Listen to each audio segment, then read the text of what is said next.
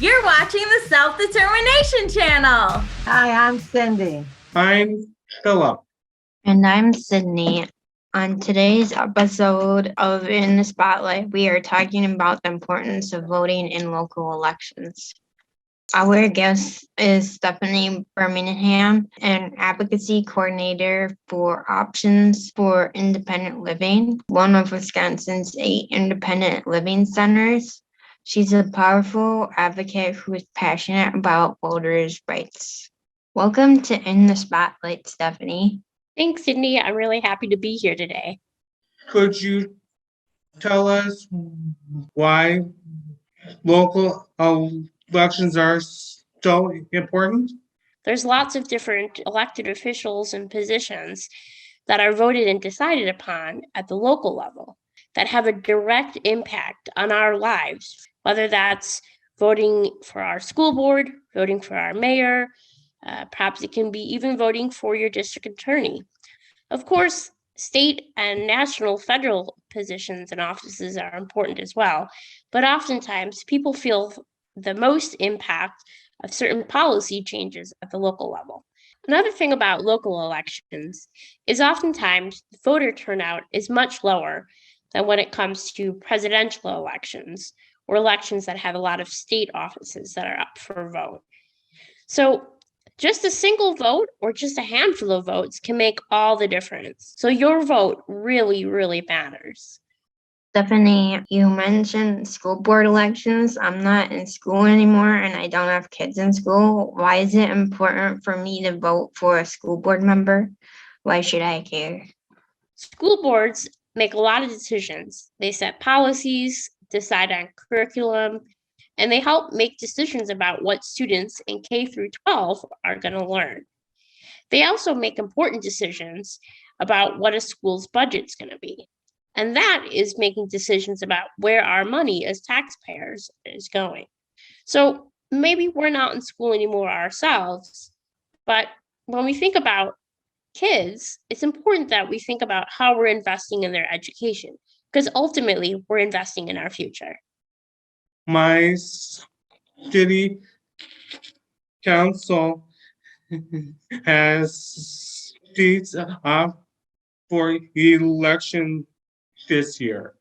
What does a city council do?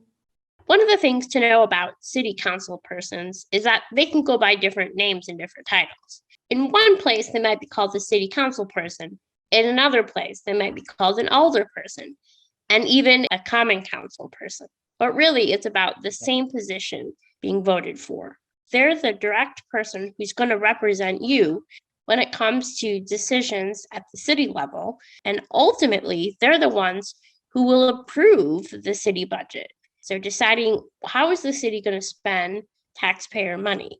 And that can be really important because that affects things like your roads, your trash pickup, what your city parks may or may not look like, things that maybe sometimes we don't even realize. We just know that is taken care of. But you have the opportunity through your city council person to let him or her know your thoughts and your feelings about the way your city is spending its money and the way your city is operating. So where I live, Stephanie, we're voting for a new mayor. What other local offices should we be aware of?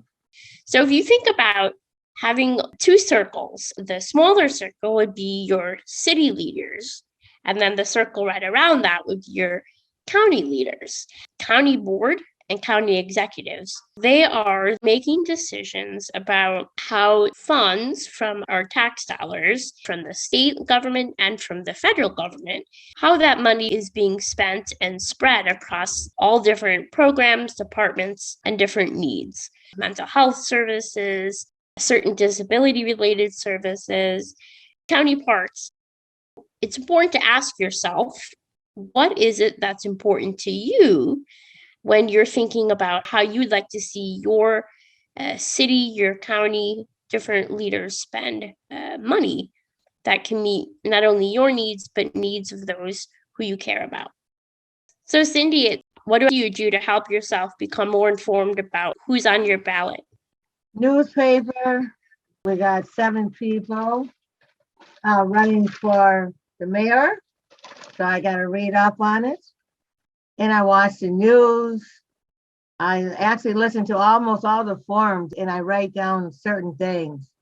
You need to know who you're voting for and who's going to help you the most. It sounds like you've given a lot of thought about preparing for the coming election. So there's different resources that are available to anyone who maybe it's their first time voting, they haven't voted in a while, or they just aren't quite sure what to do. myvote.wi.gov. That's a website that you can go to check to see if you're registered to vote. And then if you're not sure, where do I go to find my polling location? You can find that information out, and you can even find out who's going to be on your upcoming ballot.